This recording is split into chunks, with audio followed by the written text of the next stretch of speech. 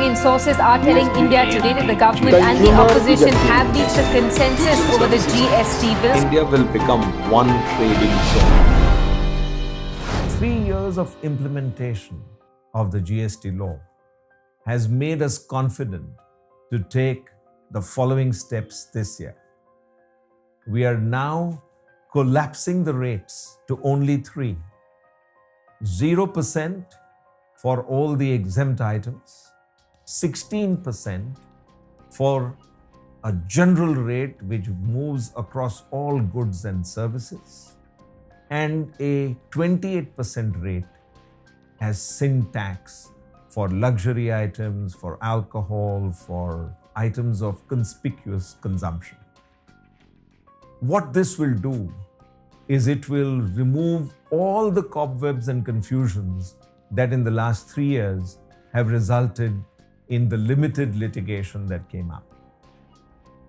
The tax to GDP ratio of India, which in 2017 was close to 12%, has risen in 3 years to a level of 22% of a $3 trillion GDP, thereby delivering a phenomenal amount of fresh resources to be invested in infrastructure.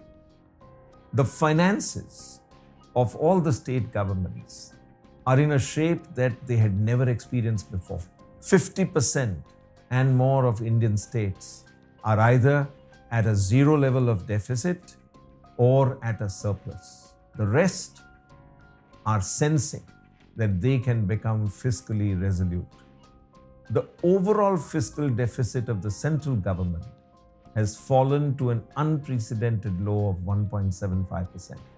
And the quantum of resources, incremental resources that have become available for investment in infrastructure has gone to billions of dollars, which India might never have had.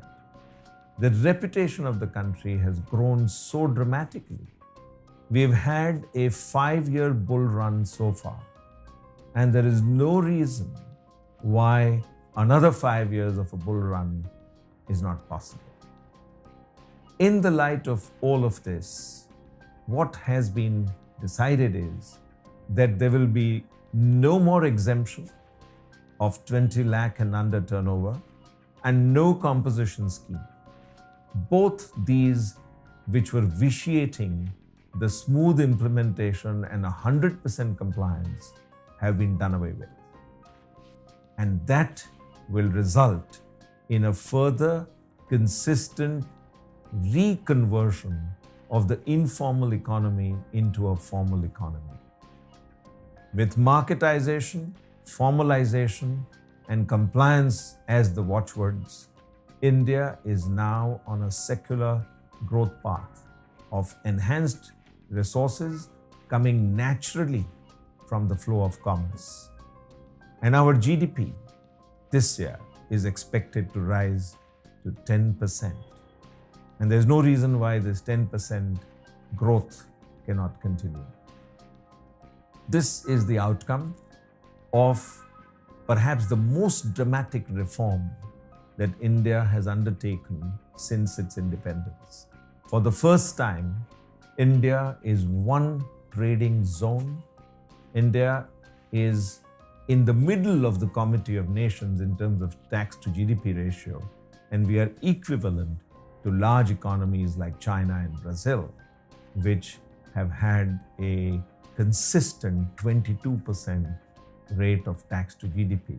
We are still a distance away from the euro area, which even today has almost twice the tax to GDP ratio. And therefore, there is a way to go for India as well.